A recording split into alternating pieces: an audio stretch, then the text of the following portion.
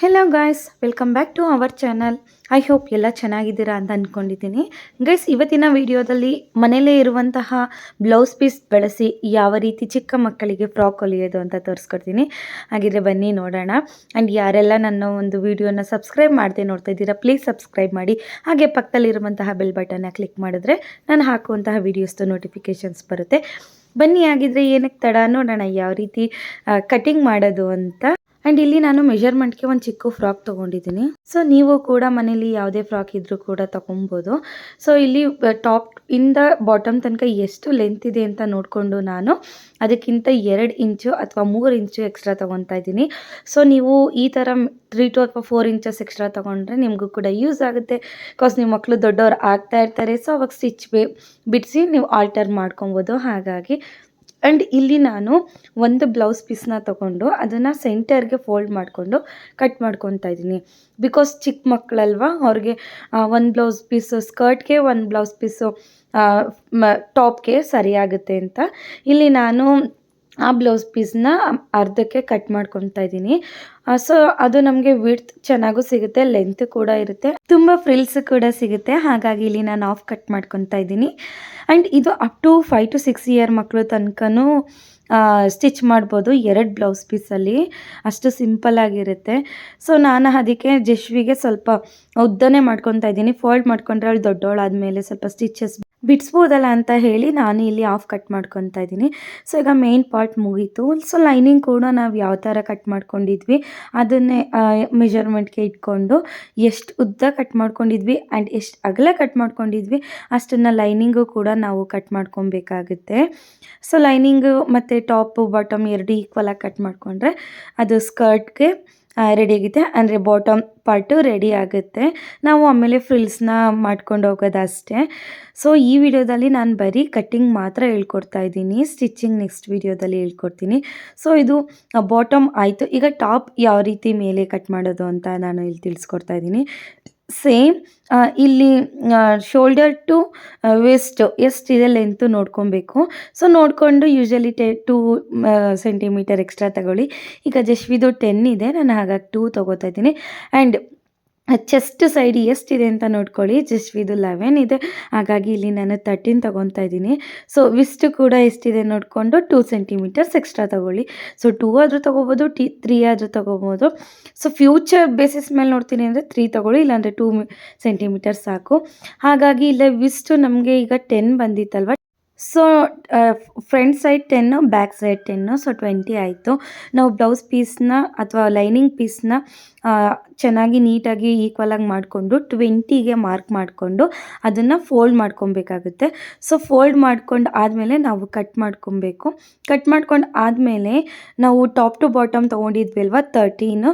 So ನಾವು ಎಲ್ಲಿ fold ಮಾಡಿದ್ವಿ ಅಲ್ಲಿಂದ 13 ಇಂಚಸ್ ಕೆಳಗಡೆ ಮಾರ್ಕ್ ಮಾಡಿಕೊಂಡು ಕಟ್ ಮಾಡಿಕೊಂಡ್ರೆ ಈಗ ನಾನು ತೋರಿಸ್ತಾ ಇದ್ದೀನಲ್ವ ಈ ರೀತಿ ಬರುತ್ತೆ. ಅದೆಲ್ಲ ಆದಮೇಲೆ 1 ಎಡ್ಜ್ ಶೋಲ್ಡರಿಂದ ಇನ್ನೊಂದು ಎಡ್ಜ್ ಶೋಲ್ಡರ್ಗೆ ಎಷ್ಟಿದೆ ಅಂತ ನೋಡ್ಕೊಳ್ಳಿ. ನೋಡ್ಕೊಂಡು ಆದಮೇಲೆ ಅದರಲ್ಲಿ ಆಫ್ ನನಗೆ ಇಲ್ಲಿ 9 ಇತ್ತು, ಅದರಲ್ಲಿ ಆಫ್ ಅಂದರೆ 4.5. ಸೊ ಇಲ್ಲಿ ನಾನು 4.5ಗೆ ಮಾರ್ಕ್ ಮಾಡ್ಕೊತಾ ಇದ್ದೀನಿ. ಸ್ವಲ್ಪ ಬ್ರಾಡ್ ಕೂಡ ಬರುತ್ತೆ, ಚೆನ್ನಾಗಿ ಕಾಣುತ್ತೆ. ಹಾಗಾಗಿ ಇಲ್ಲಿ ನಾನು 4.5ನ ಮಾರ್ಕ್ ಮಾಡ್ಕೊತಾ ಇದ್ದೀನಿ. ಮಾರ್ಕ್ ಮಾಡ್ಕೊಂಡು ಆದಮೇಲೆ ನಮ್ಮದು ಶೋಲ್ಡರ್ ಎಷ್ಟಿತ್ತು ನೋಡಿಕೊಂಡು ಅದನ್ನು ಶೋಲ್ಡರ್ಗಿಂತ 1/2 ಇಂಚ್ ಎಕ್ಸ್ಟ್ರಾ ತಗೊಂಡು ಮಾರ್ಕ್ ಮಾಡ್ಕೊಬೇಕಾಗುತ್ತೆ. ಅದಾದಮೇಲೆ ಇಲ್ಲಿ ನಾನು ಫ್ರಂಟ್ ಮಾಡ್ಕೊತಾ ಇದ್ದೀನಿ. 3 ಇಂಚಸ್ಸು ಫ್ರಂಟ್ ತೊಗೋತಾ ಇದ್ದೀನಿ, ಸಾಕು, ಜಾಸ್ತಿ ಡೀಪ್ ಆದರೂ ಕೂಡ ಚೆನ್ನಾಗಿರಲ್ಲ ಅಂತ. ಆ್ಯಂಡ್ ಇಲ್ಲಿ ಹಾಮ್ ಹೋಲು ನಾನು 4.5 ತೊಗೊತಾ ಇದ್ದೀನಿ. ಸ್ವಲ್ಪ ಹಾಮ್ ಹೋಲು ದೊಡ್ಡದಾಗೇ ಇರಬೇಕು ಮಕ್ಕಳಿಗೆ, ಆಗ ಚೆನ್ನಾಗಿ ಕೂರುತ್ತೆ ಫಿಟ್ಟಿಂಗು ಅಂತ. ಅದಾದಮೇಲೆ ಇಲ್ಲಿ ನಾನು ಮಾರ್ಕ್ ಮಾಡ್ಕೊತಾ ಇದ್ದೀನಿ ಹಾಮ್ ಹೋಲು ಮತ್ತು ಫ್ರಂಟಿಗೆ ನನಗೆ ಯಾವ ಥರ ಡಿಸೈನ್ ಬೇಕೋ ಅದು. ಚೆಸ್ಟದು ಸುತ್ತಾಳತ್ತೆ ನಾವು ಮೆಜರ್ ಮಾಡಿದಾಗ 10.5 ಇತ್ತು. ಸೊ ಅದು 2 ಇಂಚ್ ಎಕ್ಸ್ಟ್ರಾ ತೊಗೊಂಡ್ಬಿಟ್ಟು 2 ಇಂಚ್ ಎಕ್ಸ್ಟ್ರಾ ತೊಗೊಂಡು ನಮ್ಮದು ಮೇಯ್ನ್ ಒಳಗಡೆ ಕ್ಲಾತ್ ಬಿಡೋದಕ್ಕಿಂತ ಮುಂಚೆ ಎಷ್ಟು ಮೆಜರ್ಮೆಂಟ್ ಇರುತ್ತೆ. ಸೊ 10.5 ಅದರಲ್ಲಿ ಆಫ್ ಅಂದರೆ 5. ಅದನ್ನು ನಾವು ಎಲ್ಲಿಗೆ ಬರುತ್ತೆ ಅಲ್ಲಿಗೆ ಮೆಜರ್ಮೆಂಟ್ ಮಾಡಿಕೊಂಡು ವಿಸ್ಟ್ ಕೂಡ ನಮಗೆ 5 ಬರುತ್ತೆ. ಅದನ್ನು ಒಂದು ಸ್ಟ್ರೇಟ್ ಲೈನ್ ಹಾಕ್ಕೊಂಡ್ರೆ ಮುಗಿಯುತ್ತೆ. ಸೊ ಈ ಸ್ಟ್ರೇಟ್ ಲೈನ್ ಪಕ್ಕ ಇರೋದು ನಮಗೆ ಎಕ್ಸ್ಟ್ರಾ ಕ್ಲಾತು, ಅದು ಒಳಗಡೆ ಇಡಲಿಕ್ಕೆ ಅಂತ. ಅದಾದಮೇಲೆ ಇಲ್ಲಿ ನಾನು ಆರ್ಮ್ ಹೋಲ್ನ ಕಟ್ ಮಾಡ್ಕೊತಾ ಇದ್ದೀನಿ ಸ್ಲೀವ್ಸ್ ಹಾಕೋಕ್ಕೆ. ಆ್ಯಂಡ್ ಫ್ರಂಟಿಗೆ ಮಾತ್ರ ನಾನು ಇಲ್ಲಿ ರೌಂಡ್ ಶೇಪ್ ಕೊಡ್ತಾ ಇದ್ದೀನಿ, ಬ್ಯಾಕು ಬೇರೆ ಡಿಸೈನ್ ಕೊಡ್ತೀನಿ. ಹಾಗಾಗಿ ಇಲ್ಲಿ ನಾನು ಫ್ರಂಟ್ ಮಾತ್ರ ಶೇಪ್ ಔಟ್ ಮಾಡ್ತಾಯಿದ್ದೀನಿ, ಬ್ಯಾಕ್ ಮಾತ್ರ ಕಟ್ ಮಾಡ್ತಾಯಿಲ್ಲ. ಸೊ ಇಷ್ಟನ್ನು ನೀಟಾಗಿ ಕಟ್ ಮಾಡ್ಕೊಬೇಕು. ಆ್ಯಂಡ್ ನಾನು ಹೇಳೋದ್ರಲ್ಲಿ ನಿಮ್ಗೆ ಏನಾದರೂ ಅರ್ಥ ಆಗದೇ ಇದ್ದರೆ ಪ್ಲೀಸ್ ಇನ್ನೊಂದ್ಸಲಿ ನನಗೆ ಕಮೆಂಟ್ ಮಾಡಿ, ಆಗ ನಾನು ಇನ್ ಡೀಟೇಲಾಗಿ ಹೇಳ್ತೀನಿ. ಸೊ ನನಗೆ ಇದು ಫಸ್ಟ್ ಟೈಮ್ ಈ ಥರ ಕಟ್ಟಿಂಗ್ದು ವಿಡಿಯೋ ಮಾಡ್ತಾ ಇರೋದು, ಹಾಗಾಗಿ ಯಾವ ರೀತಿ ಎಕ್ಸ್ಪ್ಲೇನ್ ಮಾಡಬೇಕು ಅಂತ ಅಷ್ಟು ಗೊತ್ತಾಗ್ತಾ ಇಲ್ಲ. ಸೊ ನನಗೆ ಗೊತ್ತಿರೋ ಹಾಗೆ ನಾನಿಲ್ಲಿ ಮಾಡ್ತಾಯಿದ್ದೀನಿ. ಸೊ ಇಲ್ಲಿ ನಾವು ಫ್ರಂಟು 3 ತೊಗೊಂಡ್ವಿ ಅಲ್ವಾ ಲೆಂತು. ಸೊ ಹಾಗಾಗಿ ಬ್ಯಾಕು ಕೂಡ 3 ತೊಗೊಂಡು ಆದಮೇಲೆ ಇಲ್ಲಿ ನಾನು ಡಿಸೈನ್ ಮಾಡ್ತಾಯಿದ್ದೀನಿ. ಸೊ ಅದು ಕೂಡ ರೌಂಡ್ ನೆಕ್ಕೆ ತೊಗೊಂಡು ಆದಮೇಲೆ ನಿಮಗೆ ಕೆಳಗಡೆ ಈಗ ನಾನು ಮಾರ್ಕ್ ಮಾಡ್ತಾಯಿದ್ದೀನಲ್ವ, ಆ ಥರ ಮಾರ್ಕ್ ಮಾಡ್ಕೊಂಡಾದಮೇಲೆ ನಿಮಗೆ ಯಾವ ರೀತಿ ಶೇಪ್ ಬೇಕು ಅಥವಾ ಡಿಸೈನ್ ಬೇಕು ಆ ಥರ ಕೊಟ್ಕೊಳ್ಳಿ. ತುಂಬ ಅಂದರೆ ತುಂಬ ಚೆನ್ನಾಗಿ ಬರುತ್ತೆ ಅಂತಲೇ ಹೇಳ್ಬೋದು. ಇಲ್ಲಿ ನಾನು ಅವಳಿಗೆ ಡೈಮಂಡ್ ಥರ ಶೇಪ್ ಕೊಡ್ತಾಯಿದ್ದೀನಿ. ಸೊ ಸೆಮಿ ಡೈಮಂಡು ತುಂಬ ಅಂದರೆ ತುಂಬ ಚೆನ್ನಾಗಿ ಬಂತು ಸ್ಟಿಚ್ ಆದಮೇಲೆ. ಆ್ಯಂಡ್ ಇನ್ನೊಂದು ಏನು ಇಂಪಾರ್ಟೆಂಟ್ ಆಗುತ್ತೆ ಅಂತ ಹೇಳಿದ್ರೆ ಕಲರ್ ಕಾಂಬಿನೇಷನ್. ನೀವು ಯಾವ ಥರ ಕಲರ್ ಕಾಂಬಿನೇಷನ್ನ ಮ್ಯಾಚ್ ಮಾಡ್ತೀರಿ ಆ ಥರ ಡ್ರೆಸ್ದು ಲುಕ್ಕೇ ಚೇಂಜ್ ಆಗುತ್ತೆ. ತುಂಬ ಅಂದರೆ ತುಂಬ ಚೆನ್ನಾಗಿ ಕಾಣುತ್ತೆ. ಸೊ ನೀವು ನೋಡ್ತಾ ಇರ್ಬೋದು ಇಲ್ಲಿ ನಾನು ಯಾವ ರೀತಿ ಶೇಪ್ ಕೊಡ್ತಾ ಇದ್ದೀನಿ ಅಂತ. ಸೊ ನಾನು ಇದು ತುಂಬ ಬ್ರಾಡ್ ಬರುತ್ತೆ ಅಂದ್ಕೊಂಡೆ, ಬಟ್ ತುಂಬ ಚೆನ್ನಾಗಿ ಬಂತು. ನೀವು ಕೂಡ ಈ ಥರ ಆದಮೇಲೆ ನಿಮಗೆ ಯಾವ ಥರ ಡಿಸೈನ್ ಬೇಕೋ ಆ ಥರ ಮಾಡ್ಕೊಬೋದು. ಇಲ್ಲ ರೌಂಡ್ ಮಾತ್ರ ಸಾಕು ಅಂತ ಹೇಳಿದ್ರೆ ರೌಂಡ್ ಮಾತ್ರ ಇಟ್ಕೊಳ್ಳಿ, ಡಿಸೈನ್ ಬೇಕು ಅಂತಂದರೆ ಡಿಸೈನ್ ಮಾಡ್ಕೊಳ್ಳಿ. ಸೊ ಇಷ್ಟು ಆದಮೇಲೆ ಎರಡನ್ನೂ ಕೂಡ cut ಮಾಡ್ಕೊಳ್ಬೇಕಾಗುತ್ತೆ.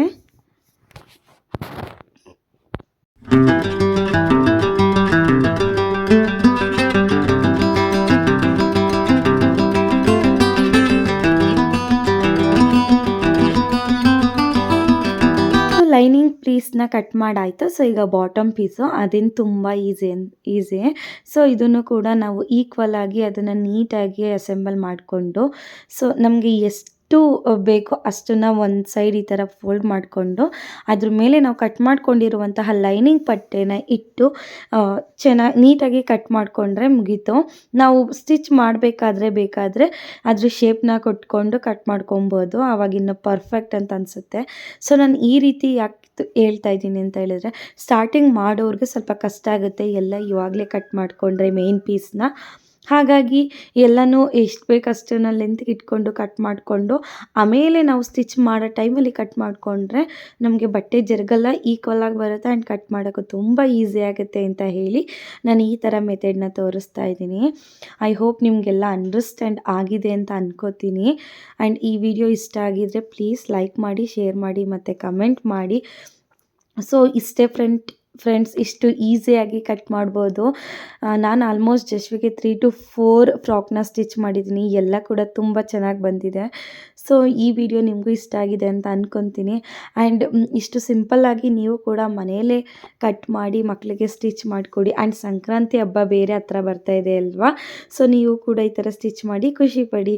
Thank you for watching. See you.